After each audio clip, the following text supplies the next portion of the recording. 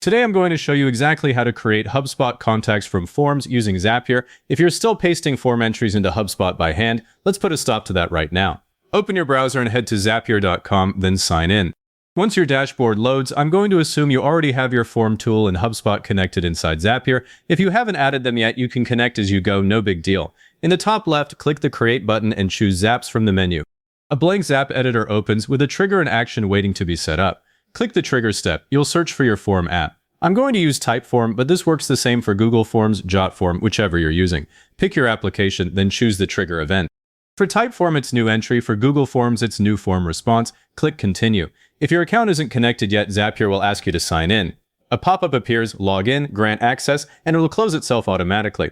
Now select the exact form you want to monitor from the drop-down.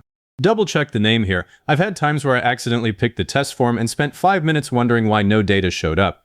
After that, click Test Trigger. Zapier pulls in a recent submission. If it says no samples found, go to your form, submit a realistic entry with test data, come back and test the trigger again. Once the test data appears, scroll through it. You should see fields like first name, last name, email, and anything else your form collects. I always map a sample that has all the fields I plan to use, so I'm not guessing later. If something is missing, update your sample submission and test again right now. Now add the HubSpot action. Click the plus icon under the trigger, search for HubSpot, select it, and choose Create Contact as the action event. That's the only one you need.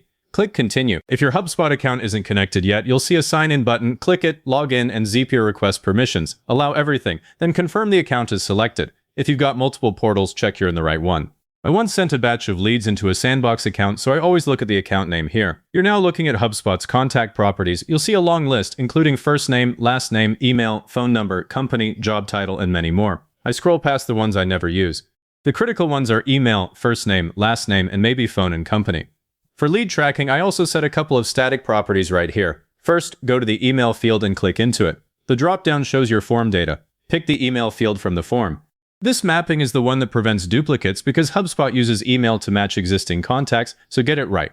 Then map first name, last name, and any others you need the same way. Below the mapped fields, you can enter fixed values. I always set lead status to new, lifecycle stage to lead, and lead source to website form. If your sales team has assigned owners, you can pick a contact owner from the list. Those static values make filtering and reporting much cleaner later. When all mappings are in, click Continue, then hit Test Step. Zapier sends that sample data to HubSpot and creates a real contact. Wait for the success checkmark, then open a new tab and go to your HubSpot contacts page. You should see the new contact with all the properties filled in correctly. If anything's off, you can go back and adjust the mappings. It's far easier to tweak now than after the Zap is live and you've got a pile of partial contacts. Once everything looks right, give your Zap a descriptive name up top, something like Typeform to HubSpot Contact, then click Publish. The Zap turns on instantly. I always do one final live check. Submit your form one more time with different information, wait a moment, and refresh HubSpot. The contact should appear automatically, exactly as you mapped it.